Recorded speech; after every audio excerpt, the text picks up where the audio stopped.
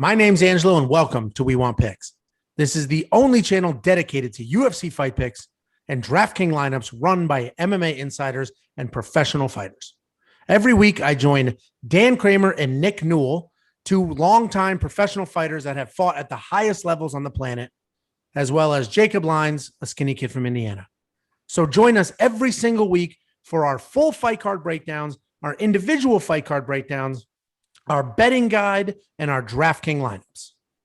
What a sloppy, all over the place, weird night of fights. Just an absolute mess. We had terrible decision after terrible decision. We had a fight dropped, canceled 1 minute after DraftKings was like, boop, that's the line. Can't make any changes. And then we had a fight with a nut shot in the third, went to the judges' scorecards, and they still got it wrong. They still got it wrong. Not only should it not have gone to the scorecard, right? We should have seen the rest of that fight. They get it wrong. The Panay decision, wrong. Munoz's decision, wrong. The Arlovsky decision, wrong, but there's some leeway there. I'm not going to fight that one, but I think it was wrong. The Stevens fight, canceled. And the Espino-Romanov fight, just a disaster, how that was handled. Nobody's fault other than Romanov's, but we'll touch on that when I start breaking down some of these fights. The biggest disappointment of the night was how DraftKings handles dropped fights. We've seen this before. I did this same exact rant like a month or two ago, maybe a little more, 2 months ago. It's absurd. So what happens is, for anybody that doesn't do DraftKings or is new to it, you set your lineup, then your lineup, once the event starts, not once that fight starts, once the entire UFC event kicks off. So some of these events are 6-7 hours of fights. As soon as that kicks off, your lineups are locked in. So if a fight is canceled halfway through the card, that's it. You can't swap that fighter out for somebody else. You now have a fighter in your lineup that can't accrue any points. Now, when it happens in the middle of a card, it's probably a little trickier to deal with, right? But this happened before any fights started, right? So the event was supposed to start. I'm in Central Time. I'm in Texas. The event was supposed to start at 6 p.m. So at 6 p.m., DraftKings locked your lineups. No changes can be made. At 6:02, they announced the Stevens fight is canceled. So now we have locked lineups and we can't make any changes. But the first fight didn't start till 6:30. So there was a half an hour window that DraftKings could have unlocked your lineups. Now, it is tricky because once they lock it in, you can now see each other's lineups. So I can see your lineup, you can see mine. And it's a little tricky if you allow people to start making adjustments based off what they saw in other people's lineups. But what they could have done is say your lineup is locked, except that one fight. You can swap out that one fighter. And I think that would have been an amicable way to handle that. Now, what they did do, I woke up this morning, I'm sure all of you did, to this email basically saying you get a free entry into any of these MMA contests. So they're trying to give back. I spent money. I entered, 4 or 5 different paid cash leagues with several different lineups. So I spent actual money. The free certificate, it's nice and all, but, I'd rather have a refund, honestly. But we'll see, right? Maybe I enter a lineup this week. We're using that free certificate and I win $20,000 like somebody did with Dan's lineup a couple weeks ago. Anyway, hopefully there's enough eyes on it. Hopefully the DraftKings UFC sponsorship will bring attention to this and they will resolve this problem. We've seen it twice in the last couple of months. It's not common. So I don't want to paint this picture that happens every week. So it's not very common, but it does happen. And it's incredibly frustrating, especially when we're talking about money. This is money. This isn't fake. Like, I spent real money on this, and what you did and how you handle that situation affects my money. And that's annoying. But let's move on. Jacob did another one of his live streams. It went really well. They're growing. The super chat was through the roof. I'll talk about that in a second. Jacob loves doing these live streams, probably because it's a one-way communication for him. So here's the dynamic. I'm an alpha. I always need to be right. I push hard. I don't let up. Dan, he's an alpha, always needs to be right, pushes hard, doesn't let up. Jacob, beta, big time beta, big, like unbelievable beta. but he thinks he's an alpha. So all week long, Dan and I punish him, rip him apart, just really bury him. And then he gets on his live streams and he can say whatever he wants, ban whoever he wants. And he runs that thing like North Korea. And the minute my eyes aren't on that chat, he just starts hammering me. So I'll let it ride. We're all friends here. But that is why Jacob loves these live streams. The one-way communication. He can say what he wants and do what he wants and really feel like a man for about 10 minutes till it's over and Dan and I are back on top. Thank you to the super chatters. So we've had a lot of people donate and contribute, and it is greatly appreciated because this is not free, right? I'm recording this using software that I have to pay for monthly.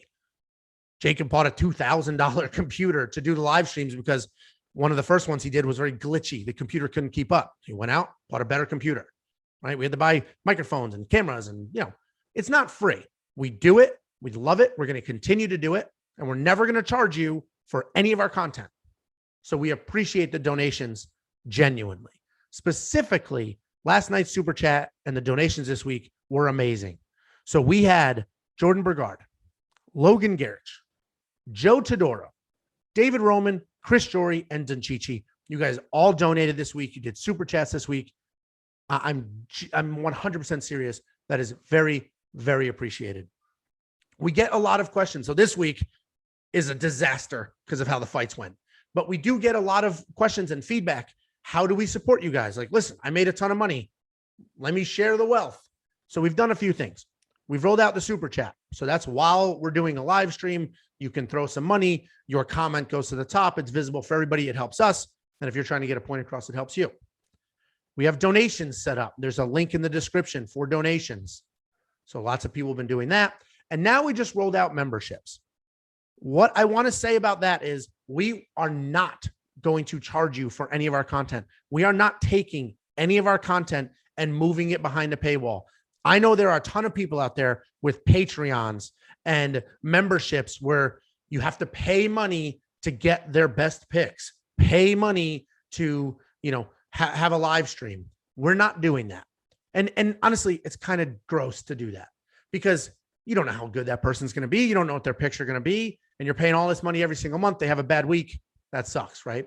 But what we're doing with the memberships is it's just a way to support the channel. So you should see a button under this video that says join. It's a couple of bucks a month. And what we'll do for you, because we're not going to do special content behind a paywall because that will negatively affect everybody, right? But what we will do is shout you guys out, give you priority comments, and just appreciate the support. It's really there to support us. It's not there for us to get rich hiding our good content. I'm not going to take the betting guide and shove it behind a paywall. We're not going to take our final lineups and put it behind a paywall. We're not going to do that. Anyway, all of the support is genuinely appreciated. It goes a very long way, and you're just going to continue to see improvements to this channel, both technology-wise, segment-wise. We announced a big, big partnership with Monkey Knife Fights. We're going to be putting out some content explaining how that works, walking through what it does, what you get by participating with us. And that's going to be really, really exciting. So great things for us in the future, and we couldn't do it without your support. So thank you very much. Before I talk about fights, we got a ton of questions about Nick Newell. Where's Nick? What are Nick's thoughts on this? Where'd Nick go? So Nick Newell is a professional fighter. Nick Newell is still under contract with Bellator. Nick Newell still fights. So we've signed a bout agreement. We cannot announce anything yet, but he is fighting. So he is in a full fight camp. We film these pretty late at night. So Nick cannot be staying up till God knows what time doing this while he's in fight camp. So he did join us for the Alex Munoz breakdown because he fought Alex Munoz in the UFC. So he felt the power, he felt the wrestling. He broke that down for us.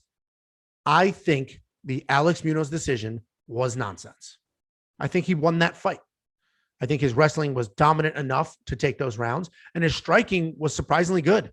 Every shot, every punch he threw, every strike he threw had a ton of power in it. Most of them landed, and Pena's striking looked really good. It really did. But I think the wrestling was the difference. I think Munoz won that fight. Let me know if you agree. I think that was a bad decision. Wasn't as bad as the Pena decision. The Pena decision. That was absolute nonsense. But I think the Munoz was a bad decision. I think he won that fight. And I give him credit because when he fought Nick, it was a very, let me just hold Nick down. He was a wet blanket. He really was. Nick was outstriking him. He would take Nick down, lay on top. Nick almost caught him in a guillotine, but he would just lay there, elbows in, just lay there, holding Nick down. Very boring. And that's why he didn't get a contract then. But his striking looked great. He looked aggressive. He moved forward. He tried to make things happen. So I give him a lot of credit. He's recognized, he recognized, if I really want to do things here, I have to be more entertaining. I have to come forward. And that's what he did. I think he won the fight. I'm sure he'll get another shot because it was an entertaining fight. So sucks for anybody that had Munoz in their lineup, but I do think he won that fight. Romanov, Espino. What a mess. So before the nut shot, that was an entertaining fight. That really was. That was a lot of fun. If you enjoy grappling and wrestling, Espino's trips and takedowns were fantastic, right? Romanov's a good wrestler, and we talked about that. We broke in the breakdown. He just head down, charges forward like a bull, makes it happen, and he got a few takedowns. But Romanov doubled or Espino doubled or tripled the amount of takedowns that Romanov had. And you could tell Espino was the better wrestler. You could tell he was the better grappler because anytime they were in a grappling position, Espino was the one who had the control, was making it happen. And his striking looked more crisp. So here's the assessment. Espino is the better fighter. Romanov is more physically imposing for sure, but Espino's the better fighter. He has better wrestling. I think he has better striking, and he has better grappling. Then Romanov gets kicked in the nuts, lays down. Dominic Cruz was hilarious in that. Basically just calling it complete BS. And he's taking his time. We have a heavyweight who was exhausted in the third round, and he's taking his time on purpose. But then he didn't stand back up. We all thought he would take his 5 minutes and be done. He didn't stand back up. He asked, what happens if I can't fight? And they said, oh, it'll go to the scorecards. Well, this is what's ridiculous. Romanov is losing that third round. He's going to lose that third round. He knows he's losing that third round. So he's like, yeah, I might get stopped here. I'm so tired. Let's let it go to the scorecard. I can't fight. It goes to the scorecard. They get it wrong. Romanov wins that fight. I think it's crap. Now, if we look at the scorecard here, all the judges gave Espino the third round. So that one was scored correctly. It's the first and second that are a mess. The first and second are a mess. I think Espino definitely won the second, and I think he probably won the first too. So he got taken down. He popped right back up. Bang, his own trip. Got his own takedown. Later in the round, got another takedown. So 2-1 takedowns in the first. In the second, similar story. I think Espino won that fight. Let me know if you agree, if you disagree. Everything I saw, the consensus was that Espino did win that fight. But let me know. And that was our most popular video this week. People love that guy. And now I get why. But people love that guy. So hopefully we get to see it again. I don't even know if I want to see a rematch. It was an entertaining fight. But I'm just so annoyed with how Romanov handled that. I almost don't want to give him the credit. Then we have Andrei Arlovski versus Chase Sherman. Broke that one down as well. In the original pick, I said Andrei Arlovski is going to win this. He's a vet. He comes forward. His striking is going to be better, and his fight IQ is going to be better. Then as the week went on, I started to question myself, and I said, you know what? Chase Sherman is in shape. Andrei Arlovski took this on a week's notice. Chase Sherman's in shape. Chase Sherman was preparing for Parker Porter. Parker's a good actual personal friend of mine. And Parker and Andre fight similarly. Obviously, Parker, not the heavyweight champion of the world, but they have a similar fight style where they bounce around, in and out with strikes, dynamic with punches and kicks, not looking to wrestle, but they can. So I was thinking, you know what? Chase Sherman has a full fight camp, fighting for a striker, so the style didn't get switched up on him. And Andrei Arlovski's 42 years old, coming off of a loss, taking this on a week's notice. I actually think Sherman's going to pull this out. And I think he did. Now, Chase Sherman won the first round. He had Arlovski rocked, almost dropped him, won the first round. Second round, Andre definitely came back, started moving forward, started hitting some combinations, had more head movement. Chase Sherman had no head movement. When we broke that fight down originally, I said the problem with Chase Sherman is the bare knuckle boxing is just brutal and it's a brawl, and that's how he fights. And that is how he fought. There was no head movement. He was just coming forward, throwing bombs. And Arlovski's a vet, pieced him up, won the second round. We're 1-1 going into the third. And I thought it was kind of close, but I thought Sherman was getting the better of the exchanges. There was a groin shot. After that groin shot, both guys seemed super fresh. Sherman, especially fresh, really came forward, landed some solid strikes, was marching forward. And Andrei Arlovski literally was on his bicycle jogging backwards. I think that was the differentiator. And if I'm a judge, I give it to Sherman. First round, third round, Arlovsky takes a second and loses a decision. So I disagree with that decision, but that one wasn't absurd. I'll listen to an argument on the other side and be like, yeah, you might be right. And then finally, the main event. What an awesome main event. That fight was fantastic. Fantastic. Robert Whittaker, every time he comes out, looks amazing. And it's funny because I don't think people realize he's as good as he is. And I don't. I straight up don't. I don't consider, for some reason, and I'm wrong. I'll preface this with, I am wrong. I don't consider Robert Whittaker one of the best middleweights in the world and potentially one of the best to ever do it. And he is. Who did he lose to? Adesanya, and that's it? And even then, that was a good fight. And he had some personal stuff going on there. So I'm actually shocked that he doesn't get more credit. I'm not shocked at how good he looked because he's a great fighter. He out-wrestled Gastelum. He outstruck Gastelum. What else could you possibly want? And he's got a chin. Gastelum cracked him a few times, and he has an absolute chin. It was a great fight. It was very exciting. I want him to get the title shot over Marvin Vettori. Let's let Marvin Vettori wait a little bit. I think Robert Whittaker's earned it. At the end of the day, even if you say him and Marvin are equal as far as who should get the title shot, well, Robert Whittaker is a former champion, so maybe he should get a little preference, and he should get the Adesanya fight. They probably will do Vettori because it's fresh blood. They'll put him out there, and they think Adesanya will beat Vettori, and then they'll set up the big rematch with Robert Whittaker. Either way, it was a great fight, one of the best main events we've seen in a long time. So very happy with that product. Now, let's hit up some fan comments. First up, we had about 3 comments this week with the same tone. So right here, I have St. Trucks 1982 said, is Dan Kramer Kobe Covington's brother? And we had 3 other comments. Is that Kobe Covington?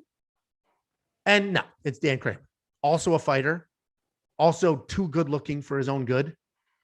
And they trained an American Top Team together. They were training partners. So it is funny that that's the comparison because there's an actual personal relationship there between the two of them. But no, that is not Kobe Covington. If it was, well, we'd be screaming it from the rooftops. We'd get some hate, but we would be growing really, really fast. And we are now. So I can't imagine if Kobe Covington was our 4th man in the chair.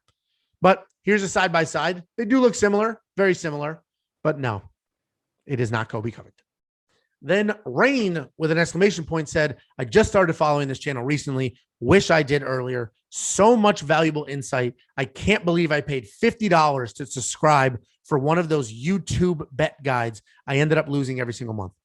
So I mentioned it earlier. We're not charging for anything.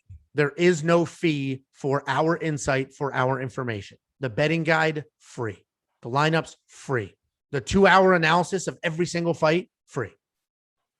What we do is we accept donations. There's a link below. I talked about memberships. So you can join this channel, pay a couple of dollars every single month. The support comes to us and, we'll give you some shout outs. You get some priority in the chat, but we're not going to take any of our content and put it behind a paywall. That's not what we're about. That's not what we're going to do. We're all about getting you insight that you're not going to get anywhere else, giving you information and really genuinely trying to help you succeed. So Rain, I'm sorry you were spending $50 a month elsewhere, but you don't have to spend that money here. If you do want to support us, join the channel by clicking the join button below, donate some money, whatever you want to do. It's appreciated, but don't worry. We're not charging anybody for any of this content.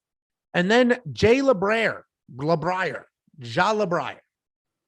said, Whittaker doesn't score well on DraftKings at all, even in 5-round fights. Whittaker hasn't scored more than 88 points since April of 2017.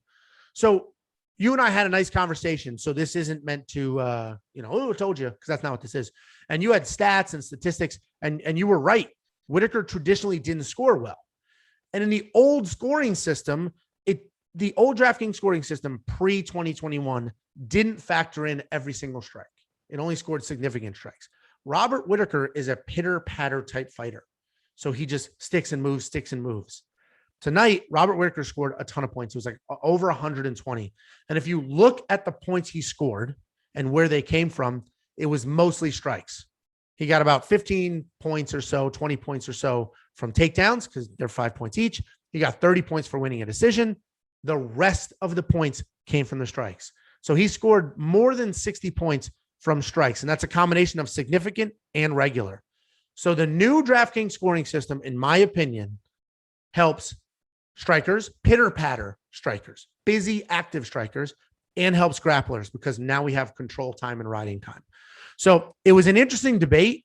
It ended up working out where Robert Whittaker did score a ton of points, but in fairness, that was an all-time fight. He looked phenomenal in that fight. But I do think the new scoring system, when we're drafting fighters, we have to look closer at what is that person's fighting style because of how many points a takedown scores, but also the fact that every single strike scores some sort of a point. And then finally, we have Juan Valdez said, you guys make DraftKings way more fun. I really look forward to watching on Wednesdays and Saturdays. Good insight and entertainment. Well, thank you, Juan. We appreciate that. And I agree. That's literally our goal, is to make this more fun for everybody, give you insight, help you win money, share our insight. We have professional fighters on this channel sharing their insight. So hopefully we're giving you the tools to win, but we do want it to be more fun. That's why we do the our free league where we give away money. That's our money. Those $25 gift cards, that's us. We pay for that. That's not a sponsorship. DraftKings doesn't give us any money for that. We do that for two reasons, and I'll be open here. One, we want to grow the channel. So no better way to grow a channel than give something away, right? We'll bring people in. They'll realize our insight is fantastic and they'll stay. And two, eventually maybe there's an opportunity there, but that's our money that we spend on those gift cards. And it is literally to make it more exciting. Literally, there's nothing more fun than watching a deep undercard with two fighters you've never heard of, but they're in your DraftKings lineup. And now you're yelling at the TV, rooting for takedowns, rooting for stoppages because it scores points. And you're going to see that same level of excitement with Monkey Knife Fights. They are now an affiliate. We have a partnership with them. They are amazing. They are a ton of fun. It is a completely different way to watch the fights, compete in daily fantasy, win some money, play some games. It is completely different than how DraftKings and the other leagues handle it, and is a ton of fun. And we're going to bring that same level of excitement for that. We'll give you our picks. We'll give you our breakdowns. If you want to go sign up, go to Monkey Knife Fights, sign up, promo code WWP, and you will get a 100% match, instant match on your deposit.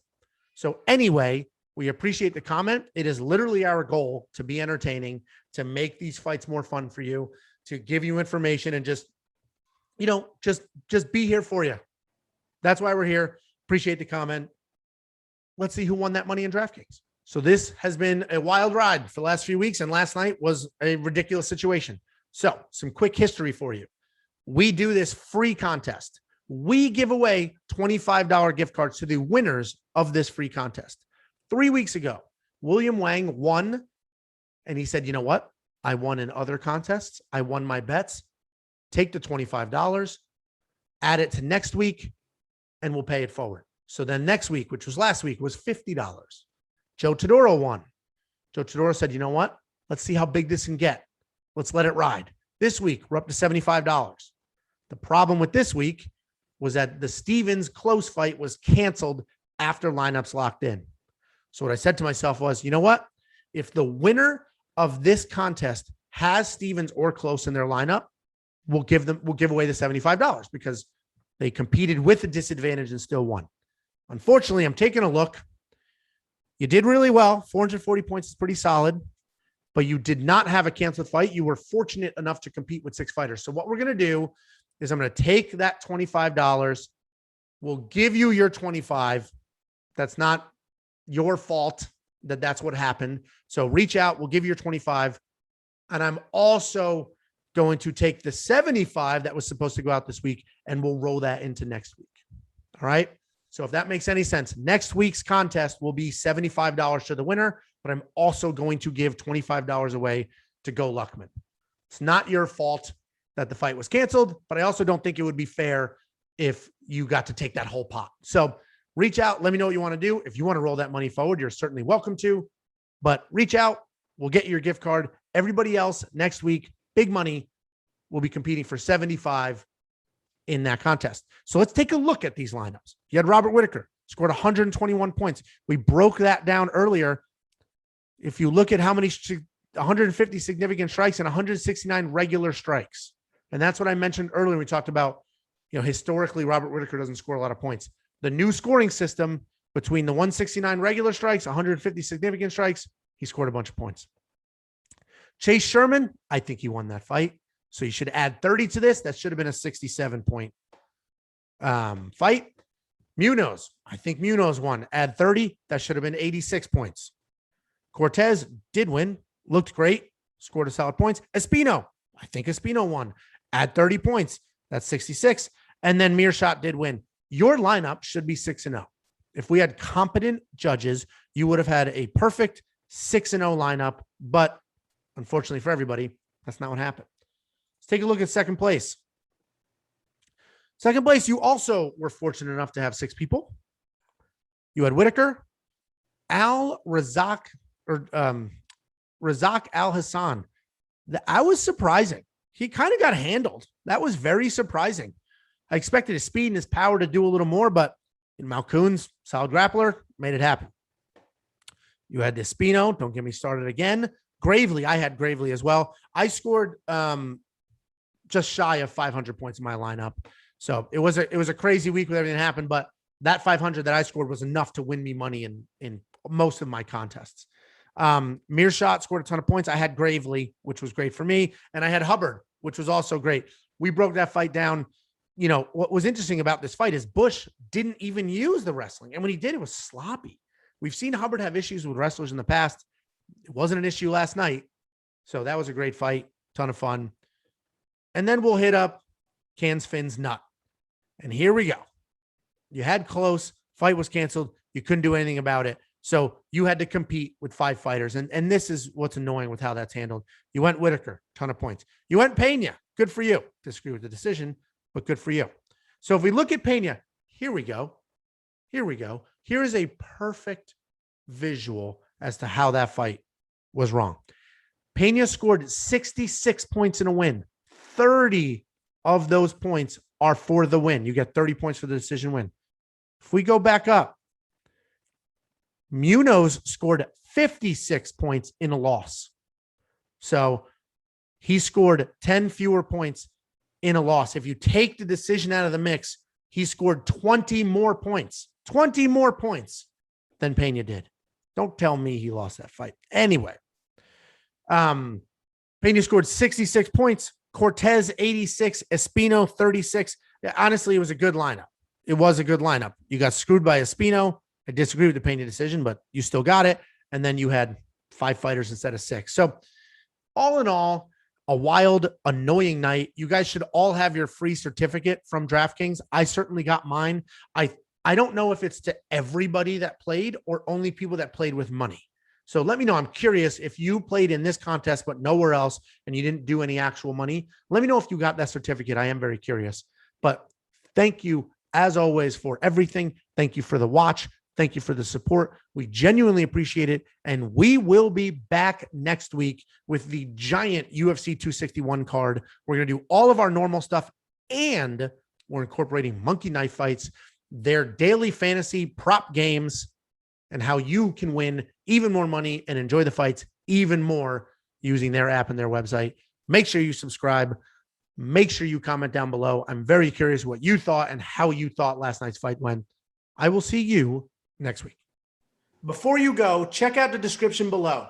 In there, we have links to our Facebook, our Twitter, our Instagram, and more importantly, to our DraftKings League.